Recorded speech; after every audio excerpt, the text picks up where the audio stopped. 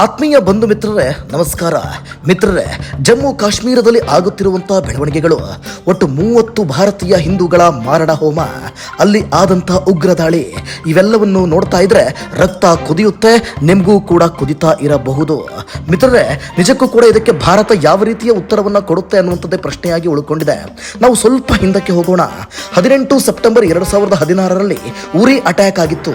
ಆಗ ಅದೇ ಸೆಪ್ಟೆಂಬರ್ ತಿಂಗಳಿನ 28ನೇ ತಾರೀಕು ಅಂದ್ರೆ ಕೇವಲ 10 ದಿನಗಳ ಅಂತರದಲ್ಲಿ ಸರ್ಜಿಕಲ್ ಸ್ಟ್ರೈಕ್ ಅನ್ನ 2016ರಲ್ಲಿ ಮಾಡಿತ್ತು ಭಾರತೀಯ ಸರ್ಕಾರ. ಅದಾದ ಬಳಿಕ ಸ್ನೇಹಿತರೆ, ಪುಲ್ವಾಮಾ ಅಟ್ಯಾಕ್ ಆಯಿತು ಫೆಬ್ರವರಿ 14, 2019ರಲ್ಲಿ. ಅದಕ್ಕೆ ಭಾರತ ಸರ್ಕಾರ ಕೊಟ್ಟಂತ ಉತ್ತರ ಏರ್ ಸ್ಟ್ರೈಕ್ ಫೆಬ್ರವರಿ 26, 2019ರಲ್ಲಿ. ಅದೇ ರೀತಿಯಾಗಿ 2025 ಏಪ್ರಿಲ್ 22ರಂದು ಪಹಲ್ಗಾಂವ್ನಲ್ಲಿ ಅಟ್ಯಾಕ್ ಆಗಿದೆ. ಇದಕ್ಕೆ ನಾವು ಕಾಯ್ತಾ ಇದೀವಿ ಯಾವ ರೀತಿಯ ಹಾರ್ಡೆಸ್ಟ್ ರಿಪ್ಲೈ ಸಿಗುತ್ತೆ ಅಂತ. ನೋಡಿ, ಈಗಾಗಲೇ NIA ಟೀಮ್ ಹೋಗಿದೆ, ನಮ್ಮ ಭಾರತೀಯ ಸೇನೆ ಅಲ್ಲಿ ಬೀಡು ಬಿಟ್ಟಿದೆ. ಅಮಿತ್ ಶಾ ಕೂಡ ಹೋಗಿದ್ದಾರೆ. ವಿದೇಶ ಪ್ರವಾಸದಲ್ಲಿರುವಂತಹ ನರೇಂದ್ರ ಮೋದಿ ಅಲ್ಲಿಂದಲೇ ಕುಳಿತು ಎಲ್ಲವನ್ನು ಕೂಡ ಕಂಟ್ರೋಲ್ಗೆ ತೆಗೆದುಕೊಂಡಿದ್ದಾರೆ. ಈಗಾಗಲೇ ನಮ್ಮ ಭಾರತೀಯ ಸೇನೆ ಅಲ್ಲಿ ಹೋಗಿ 2 ಉಗ್ರರನ್ನ ಈಗಾಗಲೇ ಹೊಡೆದು ಉರುಳಿಸಿದೆ ಆಲ್ರೆಡಿ. ಆದರೆ ಅವರು 3 ಜನ ಅಟ್ಯಾಕ್ ಮಾಡಿದ್ದಲ್ವಾ, ನಮ್ದು 300 ಲೆಕ್ಕ, 20 ಮಂದಿಗಿಂತ ಹೆಚ್ಚಿಗೆ ಸಾವಾಗಿದೆ ಅಲ್ವಾ. ಇನ್ನು 200ಕ್ಕೂ ಉಗ್ರಗಾಮಿಗಳ ಸಾವು ಕಟ್ಟಿಟ್ಟ ಬುತ್ತಿ. ಸೊ ಒಟ್ಟಾರೆಯಾಗಿ ಯಾವ ಸ್ಟ್ರೈಕ್ ಮಾಡಬಹುದು ಈ ಬಾರಿ, ಹಾರ್ಡೆಸ್ಟ್ ರಿಪ್ಲೈ ಏನಿರಬಹುದು ಅಂತ ನಿಮಗೇನಾದರೂ ಅನಿಸಿದ್ರೆ ಅದರ ಬಗ್ಗೆ ಸಂಪೂರ್ಣವಾದಂಥ ಮಾಹಿತಿಯನ್ನು ನಾನು ನಿಮಗೆ ಕೊಡ್ತಾ ಹೋಗ್ತೀನಿ. ಕೊನೆವರೆಗೂ ಈ ವಿಡಿಯೋ ನೋಡಿ, ಜೊತೆಗೆ ವಿಡಿಯೋನ ಶೇರ್ ಕೂಡ ಮಾಡಿ. ಮಿತ್ರರೇ ನೋಡಿ, ಬಹುತೇಕ ಪಾಕಿಸ್ತಾನ ನಮ್ಮನ್ನ ಬೇಕಂತಲೇ ಕೆಣಕುತ್ತಾ ಇದೆ. ಈ ಹಿಂದೆ ಚೀನಾ ಕೂಡ ಕೆಣಕ್ತಾ ಇತ್ತು. ನೀವೀಗಾಗಲೇ ಇಸ್ರೇಲ್ನಲ್ಲಿ ಆಗುತ್ತಿರುವಂಥ ಯುದ್ಧವನ್ನು ನೀವು ಗಮನಿಸ್ತಾ ಇರ್ಬೋದು. ಸೊ ಈ ರೀತಿಯ ಯುದ್ಧಗಳಂತೆ ಚೀನಾ ಮತ್ತು ಪಾಕಿಸ್ತಾನ ಯುದ್ಧಗಳನ್ನು ಬಯಸುತ್ತಿದೆಯಾ ಭಾರತದಿಂದ ಅನ್ನುವಂಥ ಪ್ರಶ್ನೆ ಈಗ ಉದ್ಭವವಾಗಿದೆ.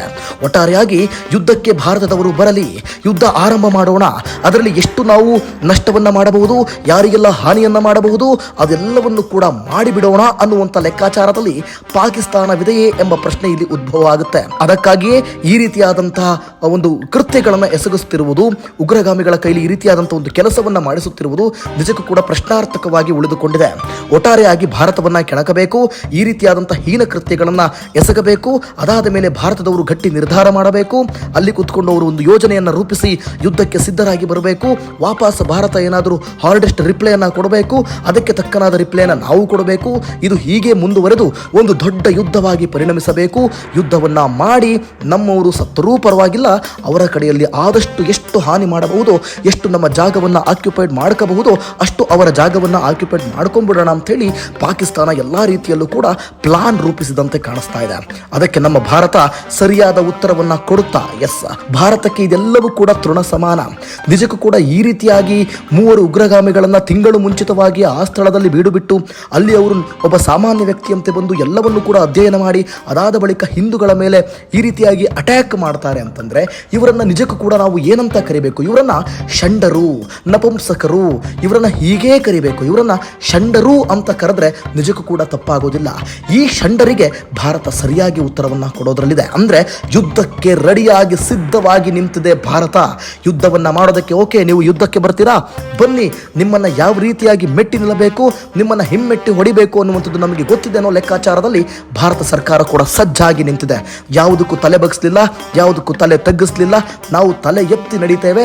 ಅಂತ ಕಾಲದಲ್ಲೇ 370 ಆರ್ಟಿಕಲ್ ಅನ್ನು ರದ್ದು ಮಾಡಿದ್ದೇವೆ, ಸರ್ಜಿಕಲ್ ಸ್ಟ್ರೈಕ್ ಮಾಡಿದ್ದೇವೆ, ಜೊತೆಗೆ ಏರೋ ಸ್ಟ್ರೈಕ್ ಮಾಡಿದ್ದೇವೆ.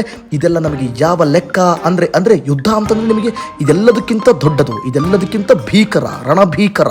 ಸೊ ಈ ಒಂದು ಸಂದರ್ಭದಲ್ಲಿ ಭಾರತ ಕೂಡ ಯುದ್ಧಕ್ಕೆ ರೆಡಿಯಾಗಿ ನಿಂತಿದೆ. ಅಂದ್ರೆ ಪಾಕಿಸ್ತಾನ ಏನು ಬಯಸ್ತಾ ಇದೆ, ಚೀನಾ ಏನು ಬಯಸ್ತಾ ಇದೆ ಅಂದ್ರೆ ಇವರೆಲ್ಲರೂ ಕೂಡ ಇಂಡೈರೆಕ್ಟ್ಲಿ ಈಗ ಭಾರತವನ್ನ ಟಾರ್ಗೆಟ್ ಮಾಡ್ತಾ ಇದ್ದಾರೆ. ಯುದ್ಧಕ್ಕೆ ಬರುವಂತೆ ಆಹ್ವಾನವನ್ನ ಕೊಡುತ್ತಿರುವ ಷಂಡರ ಕೆಲಸ ಇದು. ಈ ರೀತಿಯಾಗಿ ಆದ್ರೆ ನೇರವಾಗಿ ಇವರಿಗೆ ತಾಕತ್ತಿದ್ರೆ, ನಿಜಕ್ಕೂ ಕೂಡ ಇವರಿಗೆ ದಮ್ ಅನ್ನದೇ ಇದ್ರೆ, ತಾಕತ್ತು ಅನ್ನದೇ ಇದ್ರೆ ನೇರವಾಗಿ ಯುದ್ಧಕ್ಕೆ ಬನ್ನಿ ಅಂತ ಆಹ್ವಾನ ಕೊಡಬೇಕು. ಆದ್ರೆ ಈ ರೀತಿಯಾಗಿ ಕೆಣಕಿ ಅಮಾಯಕ ಜೀವಗಳನ್ನ ಬಲಿ ತೆಗೆದು ಈ ರೀತಿಯಾಗಿ ಯುದ್ಧಕ್ಕೆ ಕರೆದು ಭಾರತವನ್ನ ಕೆಣಕುವುದರಲ್ಲಿ ಅರ್ಥ ಇಲ್ಲ. ಇವರನ್ನ ಷಂಡರು, ನಪುಂಸಕರು ಅಂತಲೇ ಕರಿಬೇಕಾಗುತ್ತೆ. ಸೊ ಹಾಗಾಗಿ ಈ ಪಾಕಿಸ್ತಾನ ಏನು ಭಾರತವನ್ನ ಟಾರ್ಗೆಟ್ ಮಾಡಿಕೊಂಡಿದೆ ಅದಕ್ಕೆ ಸರಿಯಾದ ಅತಿ ದೊಡ್ಡ ರಿಪ್ಲೈಯನ್ನು ಕೊಡೋದಕ್ಕೆ ಸಿದ್ಧವಾಗಿ ನಿಂತಿರುವಂಥದ್ದು ಭಾರತ ಅಂತ ಈ ಮುಖಾಂತರ ನಾವು ಹೇಳ್ಬೋದು ಮಿತ್ರರೇ. ಸೊ ಹಾಗಾಗಿ ನಿಜಕ್ಕೂ ಕೂಡ ಯಾರೆಲ್ಲ ಗಾಯಾಳುಗಳಿದ್ದಾರೆ ಅವರೆಲ್ಲರೂ ಕೂಡ ಆದಷ್ಟು ಬೇಗ ಹುಷಾರಾಗಿ ಬರಲಿ. ಜೊತೆಗೆ ಯಾರಿಗೆಲ್ಲ ಈ ಒಂದು ದಾಳಿಯಿಂದ ಯಾರೆಲ್ಲ ಕುಟುಂಬದಲ್ಲಿ ಮೃತಪಟ್ಟಿದ್ದಾರೆ, ಜೊತೆಗೆ ನಮ್ಮ ಕರ್ನಾಟಕದವರು ಕೂಡ ಬಲಿಯಾಗಿದ್ದಾರೆ, ಅವರೆಲ್ಲರಿಗೂ ಕೂಡ ಸಾಂತ್ವನವನ್ನು ಹೇಳುತ್ತಾ ಭಾರತದ ರಿಪ್ಲೈಗಾಗಿ ನಾನು ಕೂಡ ಕಾಯ್ತಾ ಇರ್ತೀನಿ. ನಿಮ್ಮ ಅಭಿಪ್ರಾಯ ಏನು ಅಂತ ಈ ಕೂಡಲೇ ಕಮೆಂಟ್ ಮಾಡಿ. ಧನ್ಯವಾದಗಳು.